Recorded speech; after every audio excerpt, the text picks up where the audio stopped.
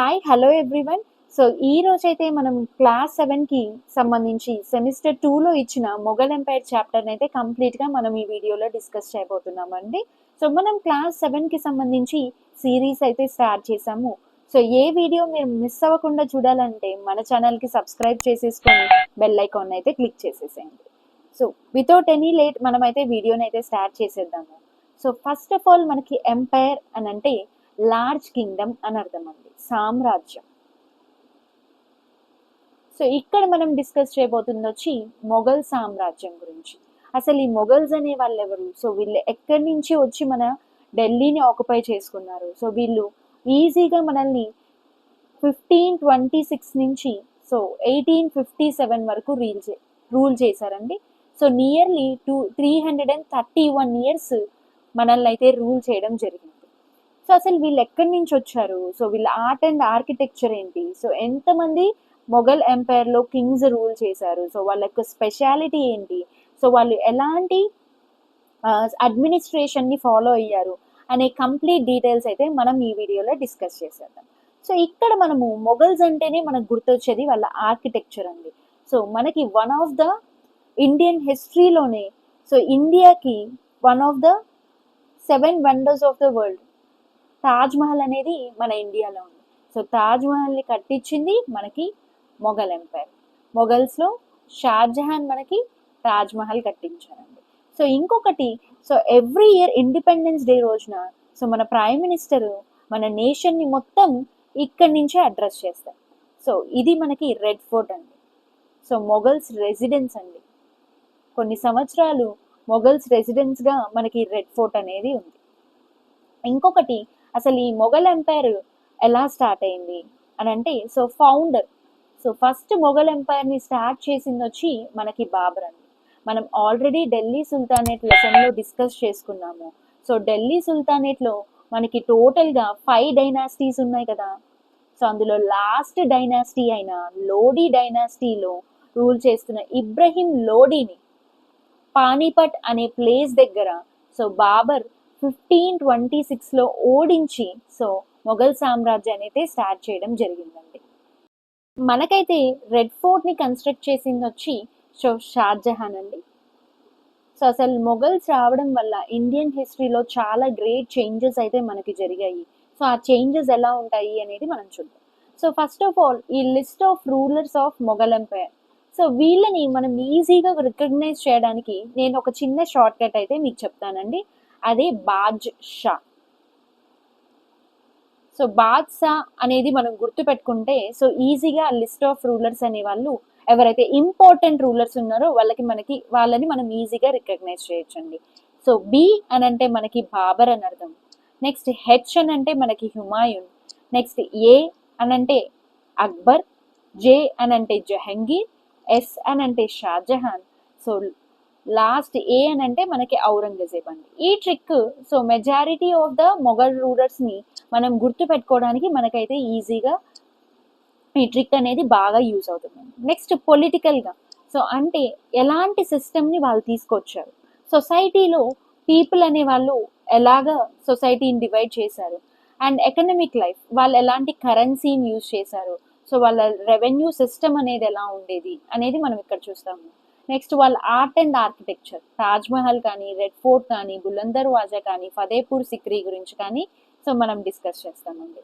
So ఢిల్లీని so rule చేసినప్పుడు ఈ మొఘల్స్ సో సౌత్ ఇండియాలో మరాఠా కింగ్డమ్లో మనకి శివాజీ, ఛత్రపతి శివాజీ ఉన్నారు కదండి. సో వాళ్ళు కాంటెంపరీ కింగ్డమ్ వచ్చి మనకి మరాఠా కింగ్డమ్ అండి. సో ఎవ్రీథింగ్ అయితే ఇన్ డీటెయిల్గా ఇప్పుడు మనం డిస్కస్ చేయబోతున్నాము. ఇక్కడ మొఘల్ ఎంపైర్ రూలర్స్ గురించి మాట్లాడుకుంటే సో మనకి టోటల్గా 1526 ఎప్పుడైతే ఇబ్రహీం లోడీని డిఫీట్ చేసి బాబర్ ఫౌండేషన్ స్టార్ట్ చేశాడు, 1526 నుంచి సో 1857 వరకు కంప్లీట్గా మొఘల్స్ అనే వాళ్ళు మన ఇండియాని రూల్ చేశారండి. సో ఎంతో కొంత కింగ్డమ్ అయితే వాళ్ళ చేతిలో అయితే ఉంది. సో మనకి లాస్ట్ పవర్ఫుల్ రూలర్గా మనం ఔరంగజేబ్ని చెప్పుకుంటాము. సో నెక్స్ట్ సో ఔరంగజేబ్ తర్వాత వచ్చిన వాళ్ళు అంత పవర్ఫుల్గా అంత కింగ్డమ్ని అయితే హోల్డ్ చేయలేకపోయారండి.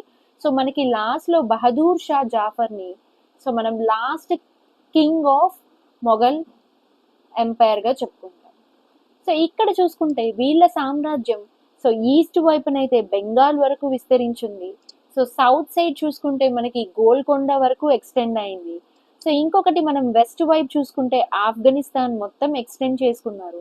ఇంకొకటి నార్త్ డైరెక్షన్లో హిమాలయస్ వరకు కంప్లీట్గా మనకి మొఘల్స్ అయితే ఆక్యుపై చేసుకోవడం జరిగిందండి. సో ఫస్ట్ మనకి బాబర్ 4 years మాత్రమే రూల్ చేయగలిగాడండి. అసలు వీళ్ళు ఎక్కడి నుంచి వచ్చారు అని అంటే ప్రెసెంట్ డే ఉజ్బెకిస్తాన్లో ఉండే సమర్కాండ్ వచ్చి సో వీళ్ళ నేటివ్ ప్లేస్ అండి. సో సమర్కాండ్లో సో చిన్న ప్లేస్ ఫర్ఘానా అనే ప్లేస్కి కింగ్గా బాబర్ ఉండేవాడండి. ఎప్పటి నుంచో బాబర్కి ఒక కోరిక ఉండేది ఏంటి అని అంటే సమర్కాండ్ని మొత్తం తన చేతుల్లోకి తీసుకొని రూల్ చేయాలి అనేది ఒకటి ఉండేదండి.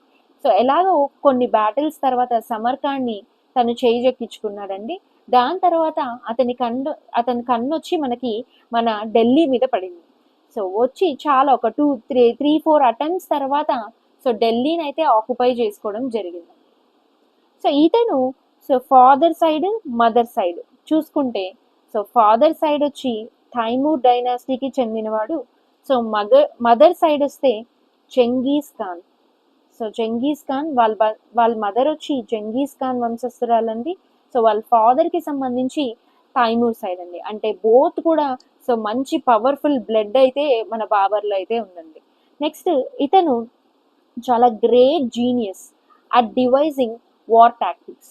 సో వార్ చేయడంలో ఇతని టాక్టిక్స్ కానీ దానికి సంబంధించిన ట్రిక్స్లో కానీ ఇతను భయంకరమైన జీనియస్ అండి. ఇంకొకటి he also conquered Delhi and Agra after the first battle of Panipat. He was one of the greatest poet. So Turkish లిటరేచర్లో ఇతను మంచి పోయెట్ అండ్ ప్రకృతి ప్రేమికుడు అండి. అంటే నేచర్ పట్ల చాలా లవ్ అనేది బాబర్కి ఉండేది. లాస్ట్లో బాబర్ అనే అతను సో 1530లో చనిపోవడం అయితే జరిగింది. సో బాబర్ తర్వాత అతని కొడుకైన మనం ఆల్రెడీ డిస్కస్ చేసాం కదండి బాద్షా. సో హుమాయూన్ అయితే సో ఢిల్లీని రూల్ చేయడం జరిగింది. మొఘల్స్ ఎవరైతే మంగోల్ యొక్క డిసెండెంట్స్ వాళ్ళ ఫ్యామిలీకి సంబంధించిన Mughals so Genghis Khan second కొడుకైన చెగతాయ్ పేరు మీద వాళ్ళు చెగతాయిస్ అని పిలుచుకోబడడానికి వాళ్ళు బాగా ఇష్టపడే వాళ్ళండి. నెక్స్ట్ మొఘల్ అనే వర్డ్ కూడా మనకి comes from Mongol. So Mughal అనే వర్డ్ మంగోల్ నుంచి మనకి రావడం జరిగింది. సో నెక్స్ట్ బాబర్ కొడుకైన హుమాయూన్ వచ్చి థ్రోన్ని అసెండ్ చేశాడండి. సో అతను వచ్చినప్పుడు తనకు అంత ఎక్స్పీరియన్స్ లేకపోవడం వల్ల సో తన యొక్క బ్రదర్స్ నుంచి ఫస్ట్లో ఇనీషియల్గా బాగా రైవల్రీ అయితే ఫేస్ చేశారు. ఇక్కడ మనం హుమాయూన్ యొక్క ఇయర్స్ చూసుకుంటే సో ఫస్ట్ ఒక 10 years అయితే రూల్ చేశాడు. సో దాని తర్వాత 15 years ఆఫ్ గ్యాప్ ఉంది. సో తర్వాత మళ్ళీ ఓన్లీ 1 year అయితే రూల్ చేయడం జరిగిందండి. అసలు ఇది ఎందుకు జరిగింది అనేది చూద్దాం. సో ఫస్ట్ ఎవరైతే ఈ షేర్ షా ఉన్నారు కదండి. సో ఇతను ఒక ఆఫ్ఘన్ లీడర్ అండి.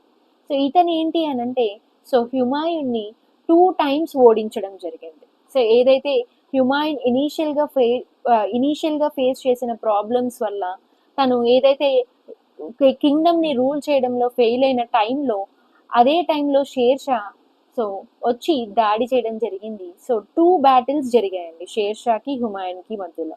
చౌజా అనే ప్లేస్లో 1539లో ఒక బ్యాటిల్ జరిగింది. తర్వాత కనౌజ్లో 1540లో ఒక బ్యాటిల్ అయితే జరిగిందండి. షేర్ షా తన పవర్ని బీహార్ అండ్ బెంగాల్ మొత్తం కన్సాలిడేట్ చేసుకుంటూ సో ఢిల్లీని అయితే ఆక్యుపై చేయడం జరిగింది.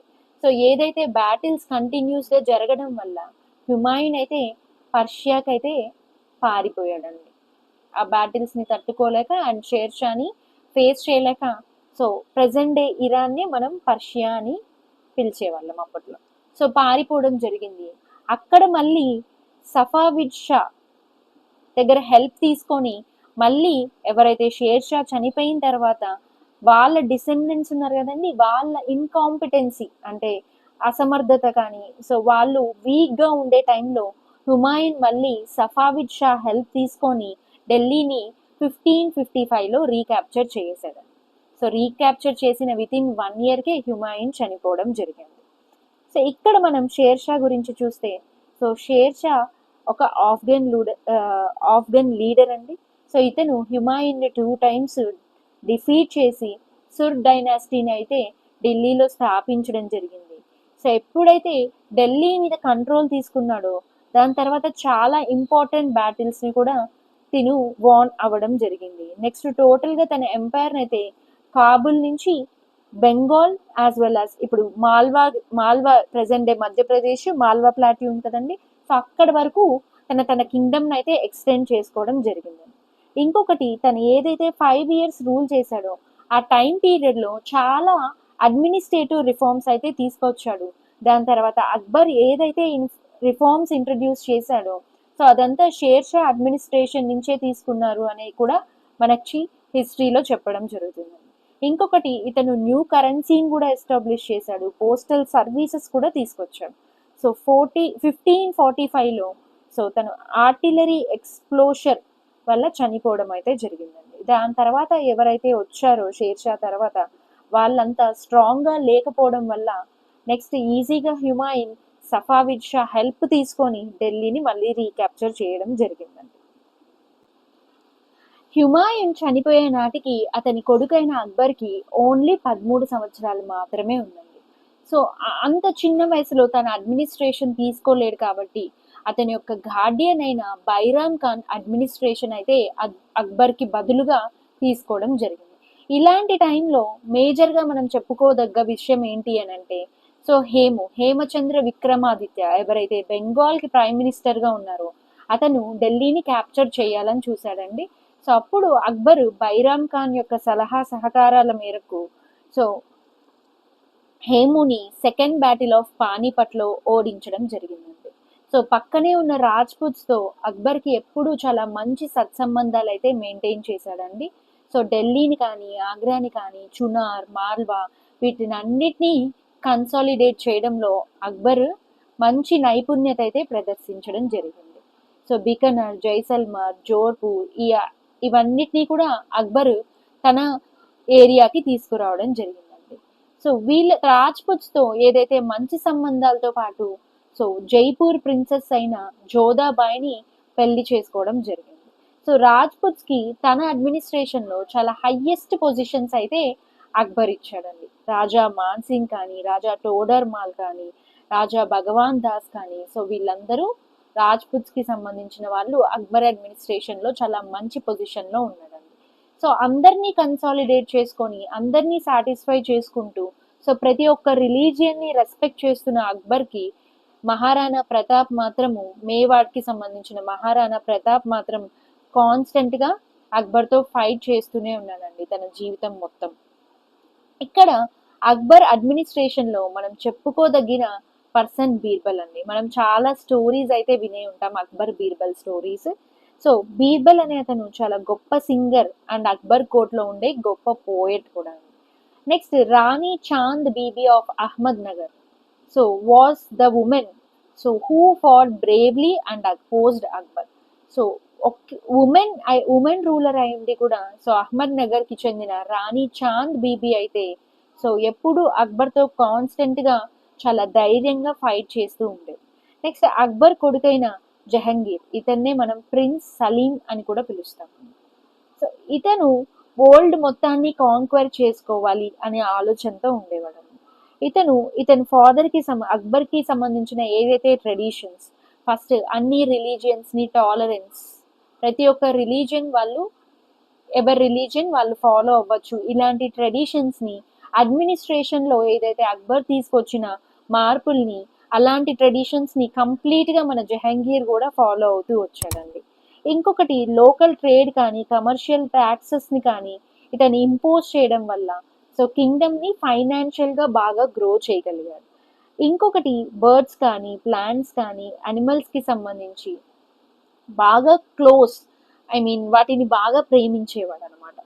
అండ్ ఇంకొకటి ఇతను చాలా గొప్ప పెయింటర్ అండి. ఇతను ఎప్పుడైతే లాస్ట్ డేస్లో తన ఆరోగ్యం క్షీణించిన తర్వాత తన వైఫ్ అయిన నూర్జహాన్ అడ్మినిస్ట్రేషన్ బాధ్యతలు అయితే తీసుకున్నాడు. తర్వాత జహంగీర్ కొడుకైన షాజహాన్ ఢిల్లీ సింహాసనం మీద అయితే కూర్చోవడం జరిగిందండి. షాజహాన్ని మనం ప్రిన్స్ ఖురం అని కూడా పిలుస్తాం. సో మొఘల్స్కి సంబంధించి గోల్డెన్ ఎరా అని కూడా మనం చెప్పొచ్చండి కల్చర్ పరంగా. సో ఇతను చాలా గొప్ప గొప్ప కట్టడాలను అయితే కట్టడం జరిగింది. తాజ్‌మహల్ కానీ, మోతీ మసీద్ కానీ, జమ్ జమీ మసీద్ కానీ, రెడ్ ఫోర్ట్‌ని కానీ సో మొత్తం షాజహాన్ కన్‌స్ట్రక్ట్ చేయడం జరిగింది. అతను ఇంకొకటి డెక్కన్ రీజియన్ అంటే ఏదైతే సౌత్ ఇండియా ఉందో అక్కడ బీజాపూర్ కానీ, అహ్మద్‌నగర్‌ని కానీ, గోల్కొండని కానీ మొత్తం తన ఆధీనంలోకి అయితే తీసుకొచ్చాడండి. సో షాజహాన్ తర్వాత అతని యొక్క నలుగురు కొడుకుల మధ్య సో వారసత్వ పోరైతే జరిగింది. సో ఇతను షాజహాన్ ఏమో తన ఎల్డెస్ట్ సన్ తన పెద్ద కొడుకైన ధారా సికోకి తన థ్రోన్ అయితే ఇవ్వాలి అని అనుకున్నాడండి. కానీ సో ఔరంగజేబు వాళ్ళ అన్నని ఓడించి చంపేసి ఢిల్లీ సింహాసనం మీదైతే సో 1658వ సంవత్సరంలో తను కూర్చోవడం జరిగిందండి. సో ఎప్పుడైతే తిను వాళ్ళ అన్నని చంపేసిన తర్వాత వాళ్ళ ఫాదర్ని కూడా జైల్లో పెట్టేశాడండి. ఇంకొకటి ఇక్కడ చూసుకుంటే సో వాళ్ళ పూర్వీకులతో లాగా కాకుండా సో మొత్తం ఔరంగజేబ్ ఏంటి అని అంటే ఇస్లామిక్ కల్చర్ని మాత్రమే ఫాలో అవ్వాలి అనేది ఎక్కువగా పెట్టుకున్నాడండి. సో ఇతను ఈవెన్ తను ఇండియా మొత్తానికి రాజైనా కానీ సో అతని యొక్క ఎక్స్పెన్సెస్ తను సీవింగ్ హ్యాట్స్ కుట్టడం ద్వారా వచ్చిన మనీతోనే తన ఎక్స్పెన్సెస్ ఖర్చు పెట్టుకునేవాడు అని చెప్పడం జరిగింది. ఇంకొకటి సో చాలా రివోల్ట్స్ జరిగాయండి ఇతని టైం పీరియడ్లో. అస్సాంలో కానీ, రాజస్థాన్ కానీ, పంజాబ్ కానీ, డెక్కన్లో కానీ సో ఈవెన్ గురు తేజ్ బహదూర్, గురు గోవింద్ సింగ్ 6 నుంచి కూడా చాలా అపోజిషన్ అయితే ఔరంగజేబ్కి రావడం జరిగిందండి. దీనికి కేవలం ఏంటి అని అంటే ఔరంగజేబు ఇతరి మతాల పట్ల కానీ సో అతని టాలరెన్స్ సో ఇంకో మతాన్ని ఎవరు ఆచరించకూడదని అతను స్ట్రిక్ట్గా ఆ పాలసీస్ని ఇంకొకరి మీద రుద్దడం వల్ల సో ఎక్కువగా రివోల్ట్స్ అయితే రావడం జరిగింది. ఇంకొకటి మనకి మహారాష్ట్ర నుంచి మరాఠా కింగ్డమ్ నుంచి ఛత్రపతి శివాజీ అయితే సో ఔరంగజేబ్ నుంచి బయటికి వచ్చి సపరేట్గా మరాఠా కింగ్డమ్ అయితే స్థాపించడం జరిగిందండి. ఛత్రపతి శివాజీ చనిపోయిన తర్వాత ఔరంగజేబ్ వచ్చి డెక్కన్ని కాన్క్వైర్ చేసుకున్నారు. దాని తర్వాత బీజాపూర్, గోల్కొండని కూడా కాన్క్వైర్ చేసుకోవడం జరిగింది. నెక్స్ట్ వీళ్ళ యొక్క అడ్మినిస్ట్రేషన్ అయితే చూసేద్దాము. సో మొత్తం మొఘల్స్ అడ్మినిస్ట్రేషన్ అయితే స్టేట్స్ లాగా డివైడ్ చేశారండి. సో ఇప్పుడు ప్రజెంట్ స్టేట్స్ అయితే ఎలా డివైడ్ చేశామో అలాగా వాటిని మనం సుబాస్ అని పిలిచేవాళ్ళం. సో ప్రతి ఒక్క సుబాకి సుబేదార్ హెడ్గా ఉండేవాళ్ళు. సో సుబాస్ మళ్ళీ సర్కార్స్ మళ్ళీ పర్గానాస్గా డివైడ్ చేయడం అయితే జరిగింది. సో సేమ్ ప్యాటర్న్ని అక్బర్ స్టార్ట్ చేసిన ప్యాటర్న్ని సో మొత్తం తర్వాత వచ్చిన రూలర్స్ అందరూ ఫాలో అవ్వడం జరిగిందండి. ఇంకొకటి అక్బర్ అయితే ల్యాండ్ని సర్వే మొత్తం చేపించి సో మొత్తం ఒక 10 years వరకు ఎలాంటి క్రాప్స్ గ్రో అవుతాయి, ఎంత ప్రొడక్షన్ అనేది వస్తుంది అనేది మొత్తం సర్వే చేపించి దానికి సంబంధించినట్టుగానే ట్యాక్స్ అనేది కలెక్ట్ చేసే సిస్టమ్ని అక్బర్ అయితే తీసుకొని వచ్చాడు. నెక్స్ట్ మనకి అక్బర్ ఇంట్రడ్యూస్ చేసిన సిస్టంలో మన్సబ్దారీ సిస్టమ్ చాలా ఇంపార్టెంట్ అయినదండి. సో ఇక్కడ ప్రతి ఒక్క మన్సబ్దార్కి సో మన్సబ్ అని అంటే ఒక పొజిషన్ కానీ ర్యాంక్ కానీ ఇవ్వడం జరుగుతుంది. సో దీన్ని బట్టి వాళ్ళకి ఇచ్చే శాలరీ కానీ మిలిటరీ రెస్పాన్సిబిలిటీస్ కానీ డిఫర్ అవుతాయండి. ప్రతి ఒక్క మన్సబ్దార్ కింద 10 నుంచి 10,000 సోల్జర్స్ అయితే ఉంటారండి. Next relations of Mughals with other rulers. So Akbar అయితే ప్రతి ఒక్క రిలీజియన్ని కానీ యాక్సెప్ట్ చేసి సో వాళ్ళ యొక్క సంప్రదాయాల్ని ఆచారాల్ని అతను పాటించడం అయితే జరిగిందండి. సో ఇది షాజహాన్ టైంకి వచ్చేసరికి క్రమేపీ తగ్గిపోతూ ఔరంగజేబ్ టైంకి వచ్చేసరికి పూర్తిగా ఏంటి అని అంటే సో ఈ రిలీజియస్ టాలరెన్స్ అనేదే లేకుండా పోయిందండి. ఒక రకంగా మొఘల్స్ పతనానికి కూడా సో ఔరంగజేబ్ తీసుకొచ్చిన ఇలాంటి క్రూయల్ పాలసీసే అని కూడా మనం చెప్పొచ్చు. ఇంకొకటి సో మనకి అక్బర్ ఫాలో అయినది స్ట్రాటజిక్ మూవ్గా ఒకటి ఏం చెప్పచ్చు అని అంటే అండి సో పక్కనుండే రాజ్పుట్స్కి కానీ సో వాళ్ళ డాటర్స్ని మ్యారేజ్ చేసుకొని సో వాళ్ళకి తన అడ్మినిస్ట్రేషన్లో మంచి పొజిషన్స్ ఇవ్వడం ద్వారా అతను అందరినీ కలుపుకుంటూ పోయాడండి. హౌఎవర్ సిసోడియన్స్ అనే వాళ్ళు మొఘల్ అథారిటీని ఎలాగూ యాక్సెప్ట్ చేయలేదండి. సో రాజ్పుట్స్తో కానీ సిక్స్తో కానీ సో అక్బర్ టైం పీరియడ్లో మంచి రిలేషన్షిప్ అయితే ఉండేదండి. Next social life, religion. Mughals అనే వాళ్ళు సున్నీ, మనకి ముస్లిమ్స్ సున్నీ అండ్ షియాస్ తెలుసు కదండి. సో మొఘల్స్ అనే వాళ్ళు సున్నీ ముస్లిమ్స్ అండి. సో వీళ్ళు ఇంకొకటి అక్బర్ అయితే ఏదైతే జిజియా ట్యాక్స్ అని అంటే అండి, ముస్లిమ్స్ కాని వాళ్ళు ఉంటారు కదా, సో వాళ్ళు వాళ్ళ రిలీజియన్ ప్రాక్టీస్ చేసుకోవడం కోసము సో కింగ్కి పే చేసే ట్యాక్స్ని మనం జిజియా ట్యాక్స్ అని అంటామండి. దీన్ని ఫస్ట్ ఇంట్రడ్యూస్ చేసింది Qutubuddin Aibak of slave dynasty. Delhi sultanate founder ఉన్నారు కదండి, అతను కుతుబుద్దీన్ ఐబక్ ఫస్ట్ జిజియా ట్యాక్స్ని అయితే ఇంట్రడ్యూస్ చేశాడు. కానీ అక్బర్ అయితే ఈ ట్యాక్స్ని తీసేయడం జరిగిందండి. సో ఈవెన్ పిలిగ్రిమ్ ట్యాక్స్, ఒకవేళ హిందూస్ వాళ్ళ యొక్క ఏదైతే సాక్రెడ్ ప్లేస్కి ట్రావెల్ చేయాలి అని అంటే దాని మీద కూడా ట్యాక్స్ అనేది పే చేయాలండి కింగ్కి, దాన్నే పిలిగ్రిమ్ ట్యాక్స్ అని పెట్టేవాళ్ళు అనమాట. సో ఇది అక్బర్ తీసేసినా కానీ దాని తర్వాత వచ్చిన ఔరంగజేబు సో దీన్ని మళ్ళీ రీఇంట్రడ్యూస్ చేయడం అయితే జరిగింది. సో ఔరంగజేబు క్లర్జీమెన్ అంటే ఎవరైతే పీపుల్ సో కరెక్ట్గా ఇస్లామిక్ ప్రిన్సిపల్కి తగినట్టుగా వాళ్ళ లైఫ్ని లీడ్ చేస్తున్నారా లేదా అని చెక్ చేయడం కోసం ముతవాసిబ్స్ అనే వాళ్ళని కూడా అపాయింట్ చేయడం జరిగింది. ఇక్కడ మనం చూస్తే సో అక్బర్ తను వర్షిప్ చేసుకోవడానికి అంటే ప్రార్థనలు చేసుకోవడానికి ఒక మీటింగ్ హౌస్ని అయితే కన్స్ట్రక్ట్ చేశాడు. అదే ఈ ఇబాదతా ఖానా. సో ఇది ఫతేపూర్ సిక్రీలో ఉందండి. సో అక్బర్ దీంతో పాటు మనకు ఒక కొత్త రిలీజియన్, కొత్త మతాన్ని స్థాపించాడు. సో అదే దిన్ ఈ ఇలాహి అంటే దానికి అర్థం ఏంటంటే peace with all or universal peace or absolute peace. So కానీ కేవలం 18 మంది మాత్రమే ఈ రిలీజియన్లో జాయిన్ అవ్వడం వల్ల ఇది అక్బర్ కోర్ట్ రిలీజియన్ లాగే అది మిగిలిపోవడం జరిగిందండి. Next economic life. So most of the people కింగ్డమ్లో అగ్రికల్చర్ చేసేవాళ్ళండి. దాంతోపాటు బిజినెస్ అనేది కూడా బాగా ఫ్లోరిష్ అయిందని మనం చెప్పుకోవచ్చు. సో దీంతో పాటు సో ఎక్స్టెన్సివ్ రోడ్ సిస్టమ్ కానీ సో యూనిఫామ్ కరెన్సీని కానీ సో కంట్రీ మొత్తం ఒక కింగ్ దగ్గర, దీన్ని యూనిఫికేషన్ అని అంటాం. సో ఇది కానీ మొఘల్స్ చేయడం జరిగింది. ఇంకొకటి సో దీంతో పాటు రోడ్స్ని మెయింటైన్ చేయడం కానీ కొత్త రోడ్స్ని బిల్డ్ చేయడం కానీ సో ఒక టౌన్ నుంచి ఒక టౌన్కి లింకింగ్ కానీ సో వీళ్ళ టైం పీరియడ్లో బాగా జరిగిందని చెప్పుకోవచ్చు. ఇంకొకటి సో మేజర్ కింగ్డమ్కి వచ్చే ఇన్కమ్ ఏది అని చూసుకుంటే అగ్రికల్చర్ నుంచి వచ్చే ట్యాక్సే బాగా కింగ్డమ్కి వచ్చే మేజర్ ఇన్కమ్ అని కూడా మనం చెప్పుకోవచ్చు. ఇంకొకటి కాయినేజ్ అండి, కాయిన్స్. మనకి ఇక్కడ కాపర్ కాయిన్స్ అంటే ధమ్ అని, రూపీ అని అంటే సిల్వర్ కాయిన్స్ అని, ఏదైతే సర్ ఎంపరర్కి సంబంధించిన షేర్ షా ఇంట్రడ్యూస్ చేసిందే అక్బర్ కూడా కొనసాగించడం అయితే జరిగింది. సో ధమ్, సో తర్వాత ఏదైతే కాపర్ కాయిన్స్ అయిన ధమ్ ఉంది కదా, సో అది అక్బర్ పీరియడ్ టైంకి వచ్చేసరికి చాలా కామన్గా యూజ్ చేసే కాయిన్గా మనం చెప్పుకుంటాం. ఇక్కడ మనం చూసుకుంటే రెడ్ ఫోర్ట్ ఈ రోజుకి సో మనం మొఘల్ క్రియేటివిటీకి ఒక ప్రతీకగా ఈ రెడ్ ఫోర్ట్ని అయితే మనం చెప్పుకోవచ్చు. సో ఇది కన్స్ట్రక్ట్ చేసింది మనకి Shahjahan. So family palace of Shahjahanabad. So చాలా సంవత్సరాలు ఇది ఒక ప్యాలెస్ అంటే మొఘల్స్ రెసిడెన్స్గా మనకి రెడ్ ఫోర్ట్ అయితే ఉంటుందండి. నెక్స్ట్ చూసుకుంటే తాజ్ మహల్, తన భార్య ముంతాజ్కి గుర్తుగా కన్స్ట్రక్ట్ చేసిందే ఈ తాజ్ మహల్ అండి. సో మనకి షాజహాన్ కన్స్ట్రక్ట్ చేయడం జరిగింది. సో యునెస్కో వరల్డ్ హెరిటేజ్ సైట్గా కూడా మనకి తాజ్ మహల్ గుర్తించడం జరిగింది. అండ్ ప్రపంచంలో ఉండే 7 వింతల్లో ఒక వింతగా మనకి తాజ్ మహల్కి ఈ రోజు కూడా ఉందండి.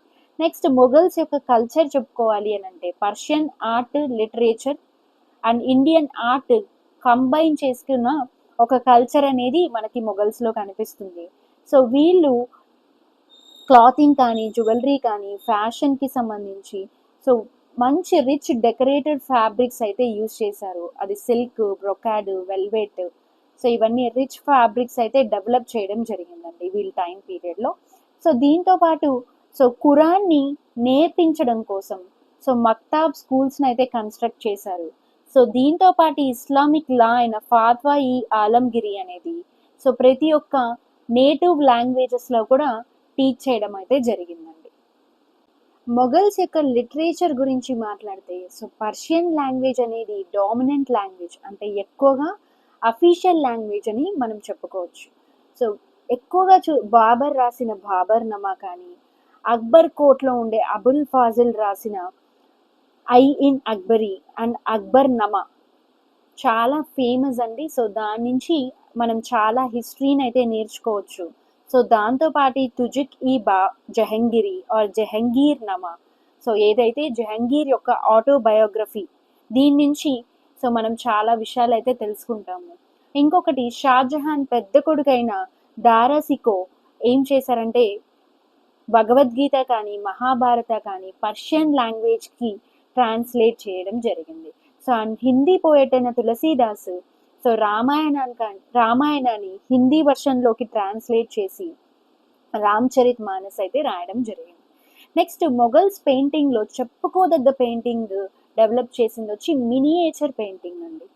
సో ఇక్కడ ఎక్కువగా యూజ్ చేసిన కలర్స్ వచ్చి పీకాక్ బ్లూ, ఇండియన్ రెడ్ అనేది కొత్తగా కలర్స్ మొఘల్ టైం పీరియడ్లో ఇంట్రడ్యూస్ చేశారండి. సో ఈ మినియేచర్ పెయింటింగ్ ఒక స్పెషాలిటీ ఏంటి అని అంటే సో పెయింటింగ్లో ప్రతి ఒక్క ఆస్పెక్ట్ అనేది కవర్ అవుతుంది. అండ్ అక్కడ ఏం జరుగుతుంది ఆ జ్యువెలరీతో సహా ఆ పెయింటింగ్లో అనేది అంత బాగా కనిపించేదండి. సో ఈ పెయింటింగ్ అనేది మనకి మొఘల్ టైం పీరియడ్లోనే బాగా డెవలప్ చేయడం అయితే జరిగింది.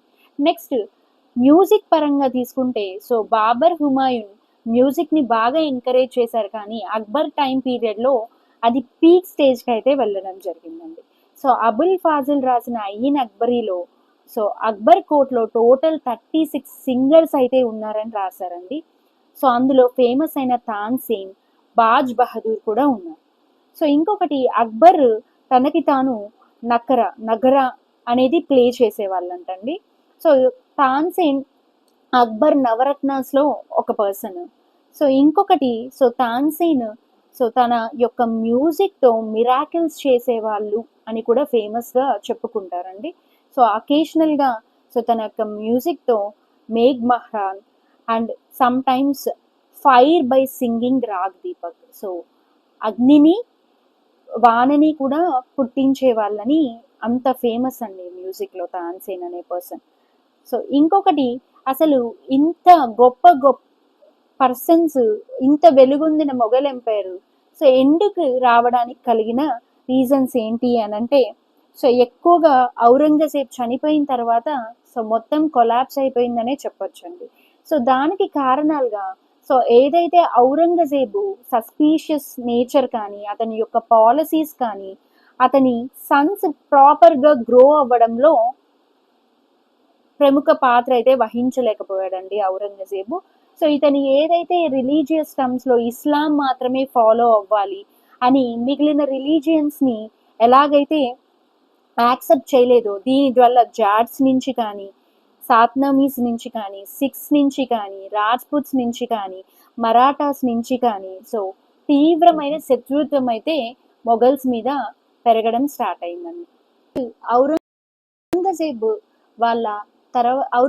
వాళ్ళ కొడుకులు కానీ సో వాళ్ళు బాగా ఇన్కేపబుల్గా ఉన్నారు అండ్ వాళ్ళు బాగా లగ్జూరియస్ లైఫ్కి అలవాటు పడిపోయి సో కింగ్డమ్ని సరిగ్గా పట్టించుకునే వాళ్ళు కాదు. సో ఏదైతే కింగ్డమ్లో ఉండే నోబుల్స్ అంతా బాగా కరప్ట్గా అయిపోయారు. సో దాని తర్వాత ఏదైతే వార్స్ ఆఫ్ ససెషన్ అంటే వాళ్ళ కొడుకుల మధ్య ఏదైతే వార్స్ జరగడం వల్ల సో అడ్మినిస్ట్రేషన్ అనేది బాగా వీక్ అయిపోయింది. సో మనకి సౌత్ ఇండియాలో చూసుకుంటే ఏదైతే ఇన్వేషన్స్ చేశారో షాజహాన్ కానీ ఔరంగజేబ్ కానీ సో ఈ కొడుకులు పట్టించుకోకపోవడం వల్ల అక్కడ ఉండే ఎంపైర్ ఎవరికి వాళ్ళు స్వతంత్రతని ప్రకటించుకున్నారు. సో దీని తర్వాత సో మొఘల్ ఎంపైర్ బాగా డౌన్ఫాల్కి అయితే గురైంది. సో తర్వాత కొద్దో గొప్ప ఉండే ఏరియాని రూల్ చేసుకుంటూ 1857 వరకు అయితే రూల్ చేయడం అయితే జరిగింది. సో లాస్ట్ కింగ్గా మనం బహదూర్ షా జాఫర్ని అయితే చెప్పుకుంటాం. సో కాంటెంపరీ కింగ్డమ్స్ సో ఇక్కడ నార్త్ ఇండియాలో మొఘల్ ఎంపైర్స్ రూల్ చేస్తున్నప్పుడు సో సౌత్ ఇండియాలో ఎవరెవరు రూల్ చేసేవాళ్ళు. సో పక్క పక్క నుండే రాజ్యాలు ఏంటి అని చూసుకుంటే అక్కడ ఆఫ్ఘన్స్ కానీ, రాజ్పుట్స్ కానీ, మరాఠాస్ కానీ, బహమన్ కింగ్స్ కానీ రూల్ చేయడం అయితే జరిగింది.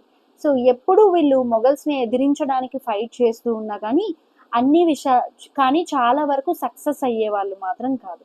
సో మొఘల్స్ని ఎదిరించి ఇండిపెండెంట్ రాజ్యాన్ని అయితే స్థాపించిన పర్సన్గా మరాఠా కింగ్ శివాజీని అయితే మనం చెప్పుకోవచ్చు. సో శివాజీ గురించి చూసుకుంటే మనము ఇతను పూణేలో శివనేరి అనే ప్లేస్లో పుట్టడం జరిగింది. ఇతని ఫాదర్ వచ్చి షాజీ భోంస్లే. వీళ్ళు బీజాపూర్ ఆఫ్ సుల్తాన్ దగ్గర హైయెస్ట్ పొజిషన్లో ఉండేవాళ్ళండి. సో వాళ్ళ ఫాదర్ వాళ్ళు. నెక్స్ట్ ఇతను వాళ్ళ అమ్మ దగ్గర పెరిగారు, జీజాబాయి దగ్గర పెరిగారు. అండ్ సమర్థ రామదాస్ యొక్క ప్రీచింగ్స్ వింటూ పెరగడం అయితే జరిగింది. ఇంకొకటి పక్క మరాఠా లీడర్స్ని కానీ మావలిస్ వెస్టర్న్ ఘాట్స్ దగ్గర, అంటే మహారాష్ట్ర ఉంది కదండి, మహారాష్ట్ర ఇక్కడ వెస్టర్న్ ఘాట్స్ ఉంటాయి కదా, ఇక్కడ ఉండే ట్రైబల్ పీపుల్ మావలిస్ని కానీ మరాఠా లీడర్స్ని కానీ ఇతనందరూ ఈక్వల్ చేసుకొని పోరాటం చేయడం అయితే జరిగిందండి. తన యొక్క కింగ్డమ్ని తను ఎలా ఎక్స్పాండ్ చేసుకున్నాడో చూద్దాం. ఏదైతే బీజాపూర్ సుల్తాన్ మహమ్మద్ ఆదిల్ షా ఆధ్వర్యంలో ఉన్న తోరణ దుర్గాని అయితే ఫస్ట్ శివాజీ 19 years ఆఫ్ ఏజ్లో ఉన్నప్పుడు క్యాప్చర్ చేయడం అయితే జరిగింది.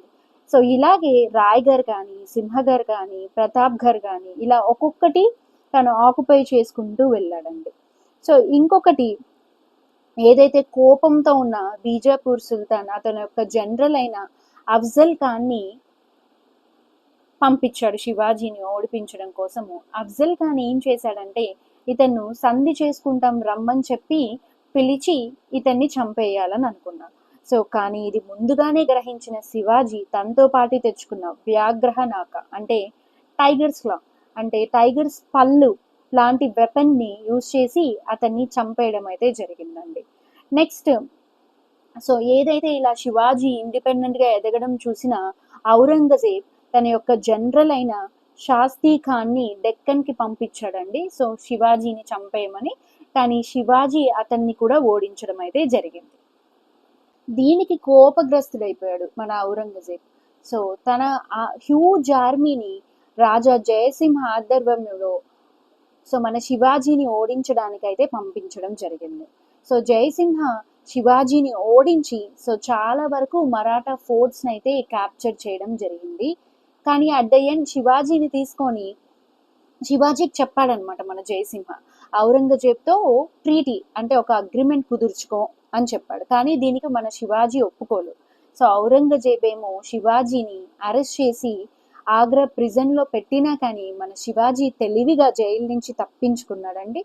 అక్కడి నుంచి తప్పించుకొని మళ్ళీ తను చాలా వరకు మొఘల్స్ నుంచి కోల్పోయిన కోటల్ని మళ్ళీ తను ఆక్యుపై చేసుకోవడం జరిగింది. తను సూరత్ని అటాక్ చేసి అక్కడ చాలా వెల్త్ని అయితే క్యాప్చర్ చేసుకోవడం అయితే జరిగిందండి. ఇక్కడ రాయ్గర్లో శివాజీకి కింగ్ హోదా ఇచ్చి ఛత్రపతి అనే బిరుదును కూడా ఇవ్వడం జరిగింది. ఇక్కడ కొరోనేషన్ జరిగిన తర్వాత జింజి, వేలూర్ అండ్ చాలా పార్ట్స్ ఆఫ్ మైసూర్ని కూడా కాంట్రిబ్యూట్ చేసుకున్నాడండి శివాజీ. కానీ చాలా హెల్త్ పాడైపోవడం వల్ల ఏదైతే మరాఠా సాధించిన విజయాల్ని తను ఎంజాయ్ చేయకుండానే చనిపోవడం అయితే జరిగింది. ఇక్కడ మనం చూసుకుంటే చాలా వరకు సౌత్ ఇండియాని అయితే మరాఠాస్ ఆక్యుపైడ్ చేసుకోవడం అయితే జరిగిందండి. ఇంకొకటి శివాజీస్ యొక్క అడ్మినిస్ట్రేషన్ చూసుకుంటే ఈవెన్ తను హిందూ అయినా కానీ పక్కన రిలీజియన్స్ని తను టాలరెంట్ చేసేవాళ్ళని, అంటే ఉమెన్ని కానీ చిల్డ్రన్ని కానీ రెస్పెక్ట్ చేయడం కానీ ఎవరి యొక్క మత ఆచారాలను గౌరవించడం కానీ మనం శివాజీ నుంచి నేర్చుకోవచ్చు. ఇతను ఇంట్రడ్యూస్ చేసిన గొరెల్లా వార్ఫేర్ అనేది చాలా విజయాలకి కారణమైందండి. దీంతో పాటు నావల్ ఫోర్స్ని కూడా బాగా డెవలప్ చేశాడు. పీపుల్లో అత్యంత లవ్ అయితే శివాజీ పొందడం జరిగిందండి. అతన్ని ఒక రోల్ మోడల్గా మనం చాలా వరకు చూస్తాం. ఇతను ఏవైతే రిఫార్మ్స్ తీసుకొచ్చాడో, ఏదైతే ఇతను తీసుకొచ్చిన డెవలప్మెంట్స్ చాలా వరకు మన నేషనల్ లీడర్స్ అయిన తిలక్ కానీ సావర్కర్ కానీ వాళ్ళకు ఒక ఇన్స్పిరేషన్గా నిలిచిందని చెప్పొచ్చు. మనకి శివాజీ అడ్మినిస్ట్రేషన్లో ముఖ్యంగా 8 మినిస్టర్స్ ఉండేవాళ్ళండి. వీళ్ళని మనం అష్టప్రధాన్స్ అని పిలిచేవాళ్ళం. అడ్మినిస్ట్రేషన్లో శివాజీకి హెల్ప్ చేసేవాళ్ళండి చాలా వరకు. సో పీష్వా అని అంటే ప్రైమ్ మినిస్టర్ అని చెప్పేవాళ్ళం. సో శివాజీ అడ్మినిస్ట్రేషన్లో పీష్వాస్కి చాలా ఇంపార్టెంట్ రోల్ అయితే ఉండేది. సో ఈ పీష్వాస్ శివాజీ చనిపోయిన తర్వాత కానీ సో పీష్వాస్కి చాలా ఇంపార్టెంట్ రోల్ అని. అండ్ వాళ్ళని చూస్తే చాలా వరకు పక్కన కింగ్డమ్స్ వాళ్ళు భయపడేవాళ్ళండి. సో ఈ తర్వాత after the death of Shivaji, which was successfully resolved by Peshwas, who ruled the Maratha provinces later on. So Shivaji చనిపోయిన తర్వాత సో పీష్వాసే రూల్ చేయడం స్టార్ట్ చేశారు. అందులో మనం ఇంపార్టెంట్గా చెప్పుకోదగ్గ పీష్వా ఎవరంటే బాలాజీ విశ్వనాథ్ అండి. తర్వాత బాజీరావ్ వీళ్ళు ఇంపార్టెంట్ పీష్వాస్గా మరాఠా కింగ్డమ్ అయితే రూల్ చేశారండి. అష్టప్రధాన్స్ అంటే 8 మినిస్టర్స్లో అమత్య అని అంటే ఫైనాన్స్ మినిస్టర్ అని చెప్తాము, సచివ్ అని అంటే సెక్రటరీ, నెక్స్ట్ వక్యాయి నావీస్ అంటే హోమ్ మినిస్టర్ అని, సేనాపతి అని అంటే కమాండర్ ఇన్ చీఫ్ అని, సుమంత్ అని అంటే ఫైనాన్స్ మినిస్టర్ అని, న్యాయాధీష్ అంటే చీఫ్ జస్టిస్ అని, పండితరావు అంటే హై ప్రీస్ట్ అని మనం చెప్పుకుంటాం. Thank you.